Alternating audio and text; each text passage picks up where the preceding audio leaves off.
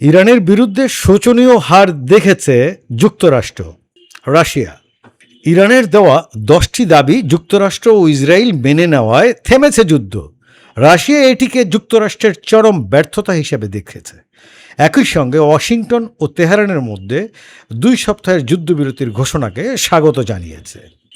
বুধবার 8 এপ্রিল রাশিয়ার পররাষ্ট্র মন্ত্রণালয়ের মুখপাত্র মারিয়া জাখারোভা স্পুটনিক রেডিওকে দেওয়া এক সাক্ষাৎকারে এইসব মন্তব্য করেন। খবর আনাদালু এজেন্সি।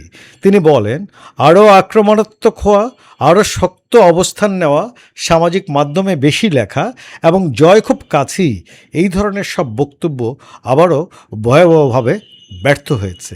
এই একমুখী আক্রমণাত্মক উস্কানিবিহীন হামলার কৌশলও একইভাবে ব্যর্থ হয়েছে। জাখারোভা আরও বলেন, শুরু থেকে রাশিয়া ইরানের বিরুদ্ধে আগ্রাসন অবিলম্বে বন্ধ করা এবং একটি বাস্তব রাজনৈতিক ও কূটনৈতিক সমাধান শুরু করার প্রয়োজনীয়তার কথা বলে আসছে। মঙ্গলবার ট্রাম্প ঘোষণা দেন তিনি 2 সপ্তাহের জন্য ইরানের উপর বোমাবর্ষণ ও হামলা স্থগিত রাখতে সম্মত হয়েছেন।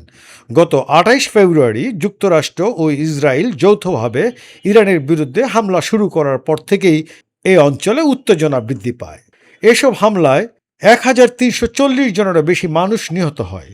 এর জবাবে ইরান ড্রোন ও ক্ষেপণাস্ত্র হামলা চালায়। ইসরায়েলের পাশাপাশি জর্ডান, ইরাক এবং উপসাগরীয় দেশগুলোতে যেখানে যুক্তরাষ্ট্রের সামরিক ঘাঁটি রয়েছে সেই সব দেশেও তারা হামলা চালায়। পাশাপাশি তারা হরমুজ প্রণালী দিয়ে জাহাজ চলাচলেও সীমাবদ্ধতা আরোপ করে।